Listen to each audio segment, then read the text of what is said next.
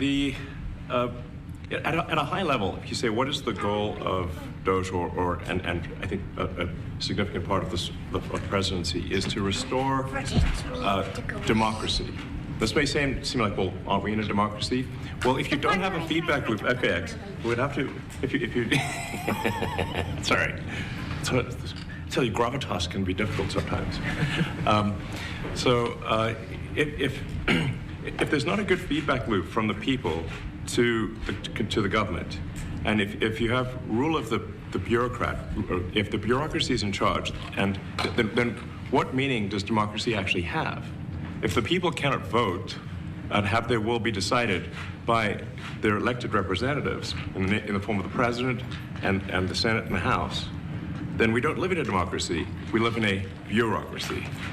So it's incredibly important that we close that feedback loop, we fix that feedback loop, and that the public's elected representatives, the president, the House, and the Senate, decide what happens, as opposed to a large, unelected bureaucracy.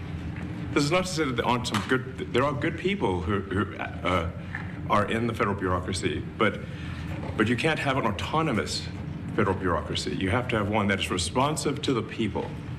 That's the whole point of a democracy. And if you looked at if you looked at the founders today and said, what do you think of the way things have turned out? Well, we have this unelected, fourth unconstitutional branch of government, which is the bureaucracy, which has, in a lot of ways, currently more power than any elected representative.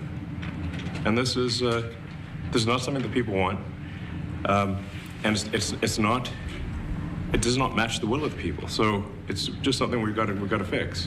And then we've also got to address the deficit. So we've got a $2 trillion deficit, and if we don't do something about this deficit, the country's going bankrupt. I mean, it's really astounding that the interest payments alone on the national debt exceed the Defense Department budget, which is shocking because we spend a lot of money on defense, and if that just keeps going, we're essentially going to bankrupt the country. So what I really want to say is, like, it's not optional for us to reduce the federal expenses. It's essential. It's essential for America to remain solvent as a country. And it's essential for America to have the resources necessary to provide things to its citizens and not simply be servicing vast amounts of debt. Organization. That's